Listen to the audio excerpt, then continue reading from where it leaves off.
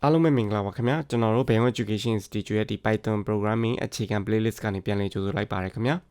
ာကျွန်တော်တို့ဒီနေ့ပြောရမယ့်အကြောင်းအရာကတော့ဒီပထမဆုံးအနေနဲ့ပြောရမယ့်အကြောင်းအရာပေါ့နော်အဲ့ဒါကြတော့ကျွန်တော်တို့ဒီ programming language programming ဘာသာစကားတွေကဘာလဲဆိုတာကိုနည်းနည်းကျွန်တော်ပြန်ရှင်းပြပါမယ်ပြီးလို့ရှိရင်ကျွန်တော်ရဲ့ computer မှာဒီ Python ကိုဘယ်လို install လုပ်မလဲဆိုတဲ့အကြောင်းအရာကိုကျွန်တော်ဒီနေ့ပြောပေးသွားမှာဖြစ်တယ်ပေါ့နော်အဲ့တော့ပထမဆုံးအနေနဲ့ပြောရမယ်ဆိုလို့ရှိရင်ကျွန်တော်တို့ဒီ programming language programming ဘာသာစကားတွေဆိုတာဘာလဲပေါ့နော်အဲ့ဒါကိုကျွန်တော်ရှင်းပြရမယ်ဆိုလို့ရှိရင်ဥပမာဒီလိုမျိုးလေးစဉ်းစားကြည့်ကျွန်တော်တို့တွေလူတဦးနဲ့တဦးနေ့စဉ်ဘဝမှာဆက်ဆံတဲ့အခါဆက်သွယ်တဲ့အခါမှာဘာလို့လဲဆိုလို့ရှိရင်ကျွန်တော်ဘာသာစကားတွေလိုအပ်တယ်လေဟုတ်တယ်မလားကျွန်တော်ကမြန်မာနိုင်ငံမှာနေရောမြန်မာစကားလိုအပ်တာပဲဖြစ်တယ်လို့ဒီကိုရီးယားမှာနေရသူဆိုလို့ရှိရင်လည်းသူတို့လူမျိုးအချင်းချင်းဆက်သွယ်ဖို့ဆိုလို့ရှိရင်ကိုရီးယားဘာသာစကားလိုအပ်တယ်အဲ့လိုမျိုးပဲကျွန်တော်တို့တွေကဒီကွန်ပျူတာနဲ့ဆက်သွယ်ဖို့အတွက်ပေါ့နော်ကွန်ပျူတာနဲ့လူနဲ့ကြားမှာဆက်သွယ်ဖို့အတွက်ကိုလည်းဘာသာစကားလိုအပ်တယ်အဲ့ဘာသာစကားကိုကွန်ပျူတာနဲ့ဆက်သွယ်တဲ့ဆက်ဆံတဲ့ဘာသာစကားကိုဘာလို့ခေါ်လဲဆိုရင်ကျွန်တော်တို့ကဒီ computer programming language programming ဘာသာစကားဆိုပြီးတော့ခေါ်တယ်နော် programming ဘာသာစကားတွေအများကြီးရှိတဲ့ထဲမှာဒီ Python ဆိုတဲ့ကောင်ကအဲ့ဘာသာစကားအများကြီးတွေကတစ်ခုဖြစ်တယ်နော်အဲ့တော့ကျွန်တော်တို့ဒီ programming language ကိုထပ်ပြီးတော့အသိပဲဖွင့်ရမယ်ဆိုလို့ရှိရင်နော်ကျွန်တော်တို့ဒီ programming language ကိုသုံးပြီးတော့ကွန်ပျူတာတွေနဲ့ဆက်သွယ်လို့ရတယ်နော်ဒါမှမဟုတ်လို့ရှိရင်အဲ့ရဘာကိုပြောရလဲဆိုရင်ကျွန်တော်တို့တွေကဒီလူတွေကနေပြီးတော့ဒီ computer ကို instruction ဆိုတာညွှန်ကြားချက်ဒါမှမဟုတ်ရင်တစ်ခါကျရင် command ဆိုပြီးတော့လည်းပြောတယ်ပေါ့နော်အမိန့်ပေးလို့ရတယ်ကွန်ပျူတာကိုမင်းဒါလုပ်ပေးဆိုပြီးတော့ကွန်ပျူတာကိုကျွန်တော်တို့တွေကညွှန်ကြားချက်တွေပေးလို့ရတယ်အလုပ်တွေခိုင်းလို့ရတယ်နော်အဲ့လိုမျိုးခိုင်းတဲ့ကွန်ပျူတာကိုအလုပ်ခိုင်းတဲ့အဲ့လိုညွှန်ကြားချက်တွေပေးတဲ့ဘာသာစကားကိုကျွန်တော်တွေက computer programming language ဆိုပြီးတော့ခေါ်တယ်နော်အဲ့တော့ဥပမာအနေနဲ့ကျွန်တော်ပြောရမယ်ဆိုလို့ရှိရင်ဒီကောင်ကကျွန်တော်ရေးထားတဲ့ကုတ်တွေကတစ်ခုပေါ့နော်ကျွန်တော်ကျောင်းမှာလိုအပ်ချက်အရာကျွန်တော် data analyze လုပ်ဖို့အတွက်ပေါ့နော် data analyze လုပ်ဖို့အတွက်ကိုကျွန်တော်ရေးထားတဲ့ကုတ်အစိပ်ပိုင်းတစ်ခုဖြစ်တယ်ဒါကကျတော့ဥပမာအနေနဲ့ပြပါဒါ Python ကုတ်ပေါ့နော်ကျွန်တော် function တစ်ခုရေးထားတာနော်အဲ့တော့ဒီကုတ်ကိုကြည့်မယ်ဆိုလို့ရှိရင်ဒီကုတ်ကနေပြီးတော့ဘာကိုပေးလဲဆိုလို့ရှိရင်နော်ဒီကုတ်ကနေဘာကိုပေးလဲဆိုရင်အခုဒီမှာညာဘက်မှာကျွန်တော်ပုံလေးထွက်လာတယ်ဒီကုတ်တွေကိုရေးလိုက်ပြီးတော့ရလာတဲ့အဖြေကဘာလဲဆိုလို့ရှိရင်ကျွန်တော်ညာဘက်မှာအခုပြထားတဲ့ဒီပုံကဘာလဲဆိုလို့ဘာပုံလဲဆိုတော့နည်းနည်းလေးအကြမ်းပြင်းပြမယ်ပေါ့နော်ကျွန်တော်ကကြတော့ဒီလေချောင်းနဲ့လမ်းပန်းဆက်သွယ်ရေးဒီဘာသာရပ်ပေါ့နော်အမှကျွန်တော်ကကြတော့သူတေသနာလုပ်နေတယ်ပေါ့နော်အဲ့လိုလုပ်တဲ့အခါမှာအဓိကဒီလေရင်ကမိုးပေါ်မှာပြန်နေတာ哦အဲ့တော့သူ့ရဲ့လင်းပေါ်တက်ရောက်တဲ့အဓိက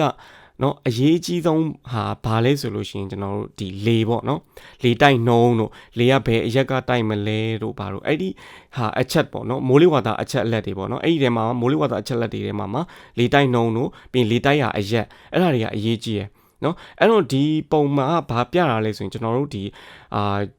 ကျွန်တော်ကိုရီးယားရဲ့ဂျေဂျူလေစိတ်ပေါ့နော်ဂျေဂျူကြားဘူးမှာပေါ့နော်အဲ့လေစိတ်မှာ2019 3လပိုင်းတုန်းကအဲ့လေစိတ်ပတ်ဝန်းကျင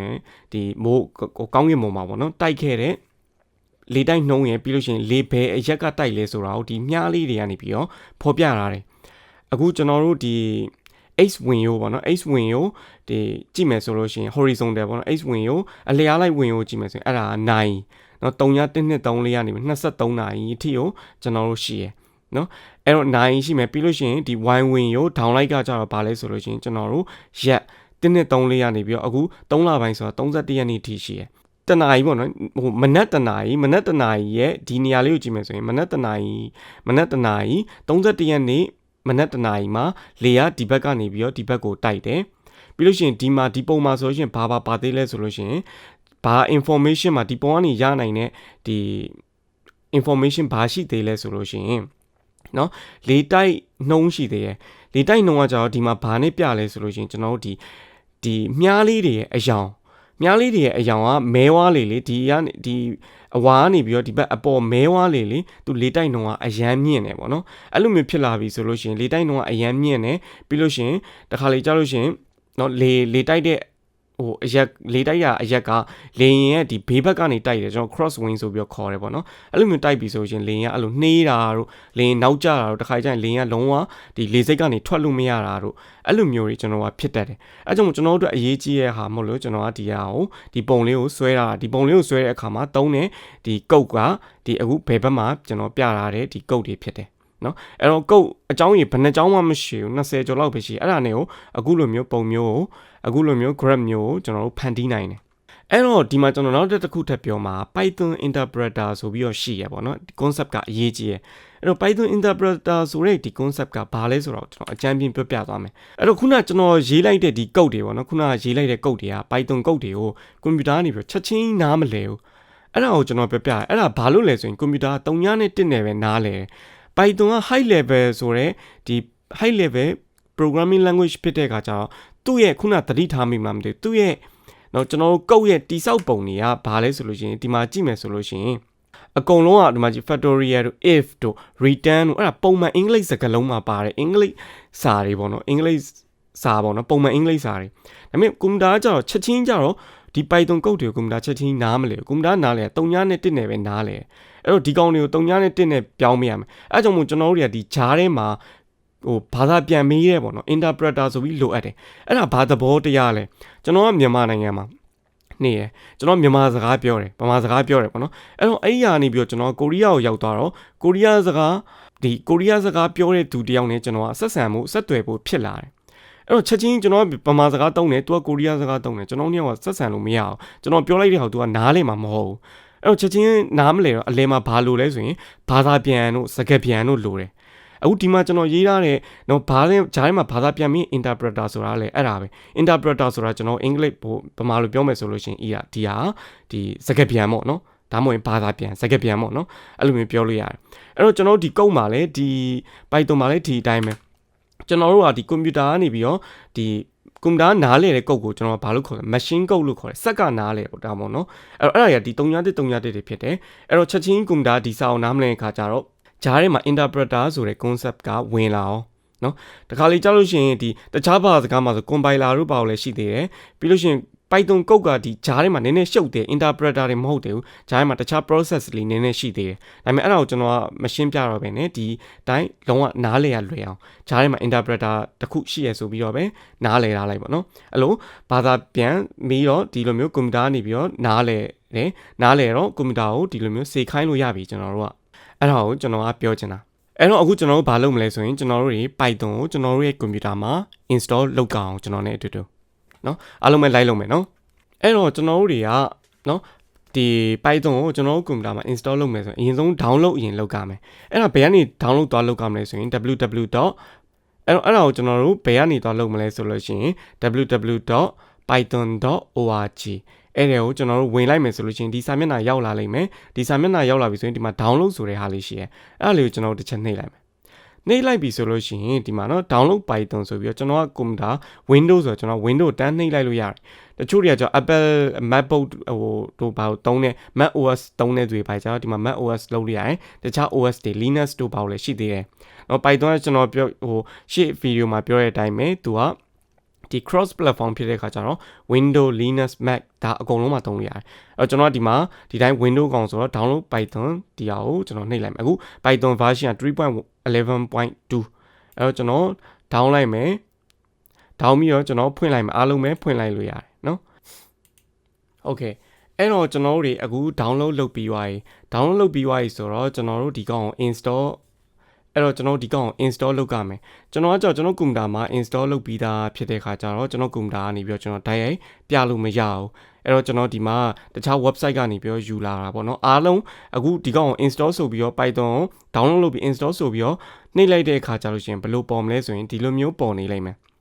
နော်အဲ့လိုမျိုးပေါ်နေမယ်ဆိုလို့ရှိရင်ကျွန်တော်ကဒီ install now ကိုနှိပ်လိုက်ရင်ရတယ်ဒါပေမဲ့ဒီမှာတစ်ခုအရေးကြီးတဲ့ဟာရှိရဲအဲ့ဒါကြတော့ဘာလဲဆိုရင်ဒီနားမှာဒီကောင်လေးကို app python 3.82 patch ဆိုတဲ့ကောင်ကိုကျွန်တော်တို့တွေကအမှတ်လေးချစ်ပေးရမယ်အဲ့ဒါကိုမေ့သွားလို့မဖြစ်ဘူးเนาะအဲ့ဒါလေးကိုမမေ့ဖို့တတိပြုเนาะ okay အဲ့ဒါကိုကျွန်တော်တို့တွေ install လုပ်ပြီးလို့ရှိရင်ခဏစောင့်ပြီးလိုက်လို့ရှိရင်ကျွန်တော်တို့တွေအကောင်ခဏစောင့်ပြီးလို့ရှိရင်ကျွန်တော်တို့တွေဒီလိုမျိုး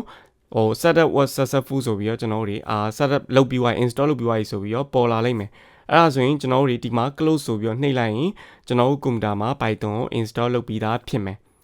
အဲ့တော့အခုကျွန်တော်တို့ဘာလုပ်မလဲဆိုရင်ကျွန်တော်တို့ကွန်ပျူတာမှာ Python ကို install လုပ်ပြီးသွားပြီเนาะအဲ့တော့ install လုပ်ပြီးပြီလားမပြီးသေးဘူးလားဆိုတာကိုကျွန်တော်တို့တစ်ချက်စမ်းကြည့်ကြမယ် နော် coding လဲနည်းနည်းလေးဟိုအကြမ်းဖြင့်နော်အမြည်လေးတစ်ချက်ရေးကြည့်မယ်ဒီဗီဒီယိုမှာနောက်ပိုင်းကြောက်လို့ရှိရင်အများကြီးရေးမယ်ဆိုပေမဲ့အခုနည်းနည်းလေးရေးကြည့်မယ်နော်အဲ့တော့ဘာလုပ်မလဲဆိုလို့ရှိရင်ကျွန်တော်ရဲ့ဒီ step window ပေါ့နော် computer window မှာတွားပြီးတော့ကျွန်တော်တို့တွေ command prompt ဆိုပြီးတော့ရှာလိုက်လို့ရှိရင်ဒီမှာ command prompt ဆိုတဲ့ကောင်လေးရှိတယ်အဲ့ကောင်လေးကိုကျွန်တော်တို့ဝင်လိုက်မယ်နော်တချို့ကကြတော့ဒီဟို Mac OS သုံးတဲ့သူတွေ Apple ပေါ့နော် Mac OS သုံးတဲ့သူတွေကကြာဒီ terminal ဆိုပြီးတော့ရှာတယ်နော်ဘယ်လိုလဲဆို TERMINAL ဆိုတဲ့ခေါင်းလေးကိုခုနနေရာမှာရှာလိုက်လို့ရတယ်အတူတူပဲအဲ့လိုမျိုးဆိုရင်ဝင်လာပြီကျွန်တော်ကကြတော့အခုဟိုမှာ window မှာနော်အဲ့တော့ဒီနေရာမှာဒီလိုပေါ်လိုက်ဆိုရင်ကျွန်တော်တို့တွေ Python install လုပ်ပြီးသားမလုပ်ပြီးသားလားဆိုတာတစ်ချက်စမ်းကြည့်မယ်ဘယ်လိုစမ်းမလဲဆိုရင် Python ဆိုပြီးတော့တစ်ချက်နှိပ်လိုက်နှိပ်လိုက်ပြီဆိုရင်ကျွန်တော်က install မလုပ်ကြသေးတဲ့သူတွေကကြာဒီမှာဒီလိုကောင်းနေပေါ်လာမှာမဟုတ်ဘူးကျွန်တော်မှကြာတော့ဒီမှာ Python version တွေပါပေါ်လာတာကျွန်တော်ကွန်ပျူတာရဲ့ဒီ Python version ဘယ်လောက်လဲဘာလဲအစားပေါ်လာလိမ့်မယ်เนาะအဲ့လိုမျိုးဆိုရင်ကျွန်တော်ကွန်ပျူတာမှာ Python download ဆွဲပြီးပြီ Okay အဲ့တော့เนาะဒီမှာ Python ဆိုပြီးတော့ကျွန်တော်ကရေးတယ်မလားအဲ့တော့เนาะဒီနေရာမှာဒီ Mac OS သုံးတဲ့သူတွေကကြာဘာရေးမလဲဆိုရင် Python အစား Python 3ဆိုပြီးတော့ရေးရတယ်ဒီ Python 3ဆိုတာဘာလဲကျွန်တော်ပြောပြီးเนาะကျွန်တော်တို့လက်ရှိဒီ Python သုံးနေတဲ့သူ Python က Python 3ဖြစ်တယ်ဆိုပြီးတော့ပြောတယ်ပေါ့နော်မ Python 3ဖြစ်လို့ Python 3.11.2 ဆိုပြီးတော့เนาะအဲ့တော့ပို့ပြီးတေချောင်း Mac မှာကြောက်ရှင် Python 3ဆိုပြီးတော့ထည့်ရတယ်ဒီမှာကျတော့ automatic Python ဆိုပြီးထည့်လိုက်တာနဲ့ Python 3ဆိုပြီးတော့ပေါ်လာအောင်เนาะOkay အဲ့တော့ကျွန်တော်တို့ဒီ Python ဆိုပြီးတော့ရိုက်လိုက်တယ်ပေါ့နော်ရိုက်လိုက်ပြီဆိုလို့ရှိရင်ကျွန်တော်တို့ဒီမှာ Python code တွေကိုဒီနေရာမှာရေးလို့ရတယ်ဒီကောင်က Python interpreter ပေါ့နော် interpreter ဆိုပြီးတော့ကျွန်တော်တို့ပြောလို့ရတယ်เนาะအဲ့တော့ကျွန်တော်ကဒီမှာ code ရေးလိုက်ပြီဆိုတာနဲ့ဟိုဒီကောင်ကနေပြီးတော့ဒီ interpreter ဆိုတဲ့ဒီ program ကနေပြီးတော့ကျွန်တော်တို့ဟိုဘာသာပြန်ပြီးတော့ဟိုဘက်ကွန်ပျူတာဟိုစီကိုဒီ instruction ဒီညွှန်ကြားချက်ကရောက်သွားလိမ့်မယ်နော်အဲ့တော့ကွန်ပျူတာအဲ့လိုရောက်သွားပြီဆိုရင်ကွန်ပျူတာကနေပြီးတော့ကျွန်တော်တို့အဖြေတစ်ခုခုပြန်ပြီးတော့ပေးလိမ့်မယ်ပြန်တုံ့ပြန်လိမ့်မယ်နော်အဲ့တော့ဒီမှာကျွန်တော်တို့ code နည်းနည်းစပြီးတော့အစမ်းရေးကြည့်ကြမယ်နော်အဲ့တော့ကျွန်တော် programming မှာနော် programming လေ့လာတဲ့သူတိုင်းသိတယ်နော်ဘာစချင်းလုပ်လဲဆိုလို့ရှိရင်ပထမအဆုံးအနေနဲ့ဟို program ဒီနော်ကျွန်တော် Python ပဲဖြစ်ပါဖြစ် install လုပ်ပြီးဆိုရင်အရင်ဆုံးစမ်းကြည့်တာကွန်ပျူတာရဲ့မှာပါပြီးသား function တစ်ခုဖြစ်တဲ့ဒီ print ဆိုတဲ့ function ကိုဒီ Python မှာပါပြီးသား function တစ်ခုဖြစ်တဲ့ print ဆိုတဲ့ function ကိုသုံးပြီးတော့နော်ဒီ print ဆိုတဲ့ function ဆိုတာဘာလဲဆိုရင်ကျွန်တော် remote လိုမျိုးပဲနော် TV remote လိုမျိုးစဉ်းစားကြည့် TV remote မှာဆိုလို့ရှိရင်ခလုတ်တွေရှိရဲအဲ့မှာဆိုရင် channel ပြောင်းတာတို့အတန်တိုးအတန်ချက်အဲ့လိုမျိုးကျွန်တော်တွေကခလုတ်တစ်ခုနှိပ်ပြီး TV ကိုကျွန်တော်တွေကခိုင်းလို့ရတယ်အခုဒီမှာလေဒီ print ဆိုတာလေအဲ့လိုပဲအဲ့လိုမျိုး function တစ်ခုနော်အဲ့တော့ဒီမှာကျွန်တော်ဘာလုပ်မလဲဆိုလို့ရှိရင် print hello world ဒါကြောင့်ဘာကိုပြောရလဲဆိုရင်ကွန်ပျူတာကို hello world ဆိုပြီးတော့ငါ့ကိုထုတ်ပေးပါဆိုပြီးတော့ပြောလိုက်တာနော်နှိပ်လိုက်ဒီမှာကြည့်ရော့ဒီမှာမင်းပြောတဲ့ hello world ဆိုပြီးကွန်ပျူတာနေပြီးတော့ထုတ်ပေးရဲနော်အဲ့ဒါတွေအပြင်ကျွန်တော်တို့နည်းနည်းတခြားဟာလေးတွေပါထပ်ဆန်းကြည့်မယ်နော်နော်အပေါင်းနှုံးမြောက်စားတစ်ချက်ဆန်းကြည့်မယ်နှစ်အပေါင်းနှစ်ဘယ်လောက်ရလဲကွန်ပျူတာကိုကျွန်တော်မေးလိုက်တယ်နှစ်အပေါင်းနှစ်က4နော်450အနှုတ်600ဘယ်လောက်ရလဲအနှုတ်150ရတယ်အဲ့လိုမျိုးပေါင်းလို့မျိုးစားလုပ်လို့ရတယ်ဒီမှာသူကကဏ္ဍနေပြန်ပေးရပါတော့အဲ့တော့အခုဒီမှာကျွန်တော်တခုပြောရမှာဒီလို 2+2 တို့450အနှုတ်600တို့ဘာတွေလဲဆိုရင်ဒီလိုကုတ်အစိတ်ပိုင်းလေးကိုကျွန်တော်ကဘာလို့ခေါ်လဲဆိုလို့ရှိရင်ဒီ expression ဆိုပြီးတော့ခေါ်တယ်နော် expression ဆိုတာဘာလဲဆိုဒီ computer programming language programming ဟိုမှာတုံးတဲ့ဒီဝါရတာပေါ့နော်ဘာ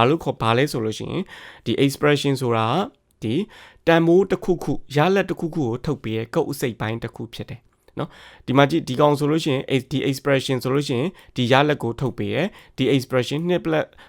အပေါင်းနှစ်ဆိုတဲ့ expression ဆိုရင်4ဆိုတဲ့ရလက်ကိုထုတ်ပေးရအဲ့လိုမျိုးနော်ပြီးလို့ရှိရင်နောက်တစ်ခုစမ်းပြမယ်ဒီ expression လေးနော်နှစ်ကနှစ်ထက်အဲ့လိုမျိုးကြီးလားဆိုပြီးတော့မေးရနှစ်ကနှစ်ရဲ့ပြီးရင် greater than ဆိုတဲ့ဒီလက္ခဏာလေးရဲ့နှစ်ရဲ့ကြီးလားဘယ်လိုထင်လဲဘာဖြစ်မဲ့ထင်လဲအဲ့လိုမျိုးဆိုလို့ရှိရင်ဒီလိုမျိုးကောင်တွေကျွန်တော် logical operator ဆိုပြီးတော့ခေါ်တယ်ပေါ့နော်အဲ့လိုမျိုးဆိုလို့ရှိရင်ဘာပြောလဲဆိုရင် false နော်မှားတယ်ဒီ expression ကအမှားဆိုပြီးတော့ true false ဆိုပြီးတော့ပြောတာတကယ်လို့ကျွန်တော်တို့ကနှစ်ကနော်နှစ်ထက်နှစ်နဲ့ညီလားဆိုရင်မိလိုက်တဲ့ခါကျရင် true ဆိုပြီးတော့ဒါမှန်တယ်ဆိုပြီးတော့ပြောလိုက်မယ်နော်ထပ်မေးမယ်နှစ်နဲ့9နဲ့နှစ်နော်ကွန်ပျူတာပြောလိုက်တာပေါ့နော်နှစ်က9ထက်ကြီးလားမေးလိုက်မယ် false နော် false ဆိုပြီးတော့မှားတယ်ဆိုပြီးတော့ပြန်ဖြေလိုက်မယ် okay ဒီမှာကျွန်တော်တို့နောက်ထပ်တစ်ခုလောက်ထပ်ဆန်းကြည့်မယ်နော်4ရယ် DR ရယ်ပြီးလို့ရှိရင်ဒီမှာကြည့်ကျွန်တော်ဘာမှနောက်မှာကဏ္ဍတစ်ခုနော်မထည့်တာအောင်အဲ့လိုမျိုးကျွန်တော်နှိပ်ကြည့်ရင်ဘာဖြစ်မယ်ထင်လဲကျွန်တော်ဘယ်လိုပဲကြည့်ဒါမှားနေတယ်ဒီ expression ကမှားနေရဆိုပြီးတော့သိနိုင်တယ်နော်နှိပ်ကြည့်မှာကျွန်တော်တို့ကွန်ပျူတာကနေပြီးတော့ဘာပြောလဲဆိုလို့ရှိရင်ဒီ syntax error နော် invalid syntax မင်းဒါ error တက်နေမင်းဒါမှားနေတယ်မင်းငါ့ကိုပြတဲ့ expression ဆိုတာမှားနေတယ်နော် okay နော်အဲ့လိုမျိုးကိုကျွန်တော်တို့ပြောချင်တာ